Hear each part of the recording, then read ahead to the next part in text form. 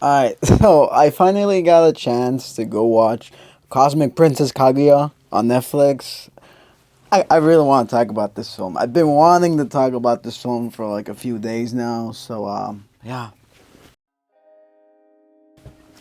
So if you guys are not aware, Cosmic Princess Kaguya is a film that came out about a week or so ago, dropped on Netflix randomly. I didn't really see that much promotion for this film. I heard about it. I heard people talking about it throughout the week.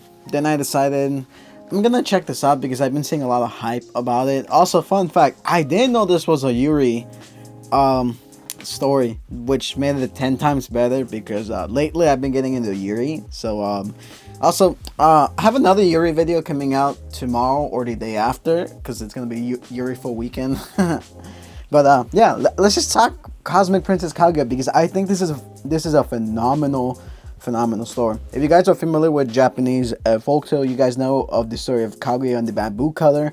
Pretty much how there was a princess from the moon, fell in love with someone, and ultimately gets dragged back to the moon. It's pretty tragic. It's actually a pretty tragic folktale. There's actually another series that kind of covers the story of Princess Kaguya, and that is Tonikawa Over the Moon for You. I'll eventually do a video on that, but that's kind of similar. It does its own take on that series. Well, I might have spoiled it for those non-manga readers, but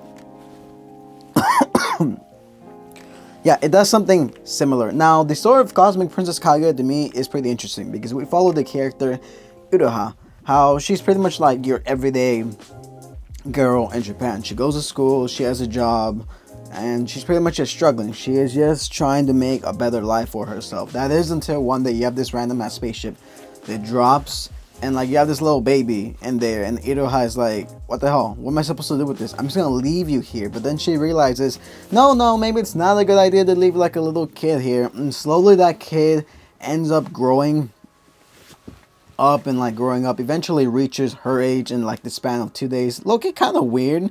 That's the only thing I did not like about this film, that she started off as a baby and then ended up as the same age as her. That was Loki kind of weird. But other than that, I think this was a pretty good story. If you got, like I said, if you guys are familiar with the story of Princess Kaguya, this is pretty much that, but it's interpreted in like modern era. At first, in the beginning of the film, you get a sense that this is taking place in like the far distant future, but no, it's literally just modern day Japan. We follow the girl of Iroha and all that. Like as the story progresses, we get to see how Iroha and Kaguya are slowly bonding. Oh, and fun fact about that futuristic thing. There's also VR in this world. So think about like this, like a folktale plus Sword Art Online combined together, and you get this really unique take, a retelling of the story of Princess Kaguya, which to me is pretty fascinating. Because I really love seeing the dynamic between Kaguya and Iroha as like they bond, and how their goal, yeah, pretty much their goal of these two characters is to like get the attention of Yachio, which is pretty much like this AI that runs this like virtual world. And she's pretty much like the biggest VTuber slash idol in this virtual reality. Iroha often comes to this world to like get away from her life as a way of escapism. And whenever she collaborates with Kaguya, they slowly start to form a deeper bond as Kaguya starts to become like more influential, more popular in order to gain a substantial following, in order to gain Yachio's influence, to gain her collaboration. It's pretty cool. We also get like another triad group who also wants to collaborate with Yachio, which is ultimately revealed to be Iroha's brother. Iroha has kind of like this weird self-distance between her and her family. She wants independence. She wants to be free. She pretty much wants to do her own thing. But the only thing that kind of holds her back is the fact that ever since her dad passed away, she's never really been the same. She's never really been in that same mindset of I can do things as much as possible, because Iroha's very, very talented. She can write music. She used to write a lot of music before, but ever since her dad passed away, she's just been kind of in the state where leave me alone. I just kind of want to do my own thing. When Kaguya enters her life, pretty much everything changes. Pretty much Iroha changes her view style. She starts to be happier. She starts to be more empathetic with people. She grows closer with Kaguya. It's revealed to Iroha early on that Kaguya is literally Princess Kaguya from the moon. Iroha finds it kind of hard to believe, but she believes it because, I mean, what kind of alien spaceship would land here? Even Kaguya references herself as an alien. She's pretty alien, but for someone being so alien, she's very human-like, to be honest. And to me, I find it to be one of the most compelling things about this film, how the story of these two characters is very much intertwined. It's later revealed in the towards the climax of the scene of the film that Kaguya has to go away. That the moon people, the Lunarians, are here to take her away because she ran away. If you guys, like I said, if you're familiar with the story of Princess Kaguya, eventually her people come back, take her away. Kaguya only ran away because she found Iroha. She found it to be very interesting. And plot twist as well, Yachio is actually revealed to be a form of Kaguya from the distant future or past, because after Kaguya left, she eventually heard Iroha's calls, which made her go back to Earth. However, due to a meteor that collapsed with her ship, she ended up back in the past 8,000 years in the past. And like the Yachio that we see is essentially a future version of Kaguya, and her original self is stuck in the state of limbo where she can't really escape.